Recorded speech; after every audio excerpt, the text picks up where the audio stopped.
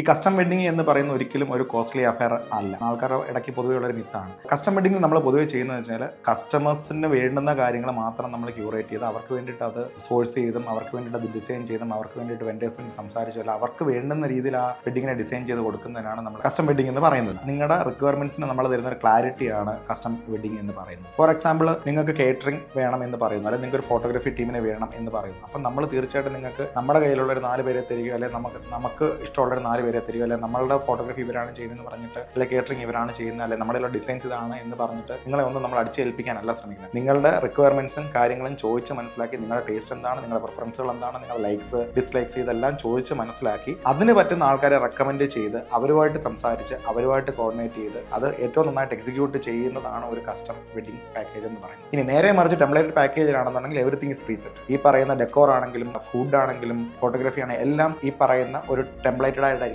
എല്ലാത്തിനും പ്രീസെറ്റ് ആയിട്ടുള്ള കണ്ടീഷൻസ് ഉണ്ടായിരിക്കും. പല കാര്യങ്ങളും ചിലപ്പോൾ നിങ്ങളുടെ ഇഷ്ടത്തിനുള്ളതാകണം എന്നില്ല, ചില കാര്യങ്ങൾ നിങ്ങൾക്ക് ഇഷ്ടപ്പെടാത്ത ഉണ്ടാകും. പക്ഷേ since it is A package, it's kind of locked. ചിലപ്പം ചെറിയ ഫ്ലെക്സിബിലിറ്റി ഉണ്ടായിരിക്കും, പക്ഷേ ഒരു പരിധി കൂടുതൽ നിങ്ങൾക്ക് അതിനകത്ത് ഫ്ലെക്സിബിലിറ്റി കിട്ടത്തില്ല. ഇനി അങ്ങനെ ഫ്ലെക്സിബിലിറ്റി കൊണ്ടുവരേണ്ടി വരുവാണെങ്കിൽ എന്താണ്, തീർച്ചയായിട്ടും ആ പറഞ്ഞ പാക്കേജ് കോസ്റ്റിനകത്ത് നല്ലൊരു ചേഞ്ച് ഉണ്ടാവാനുള്ള സാധ്യതകൾ വളരെ കൂടുതലാണ്.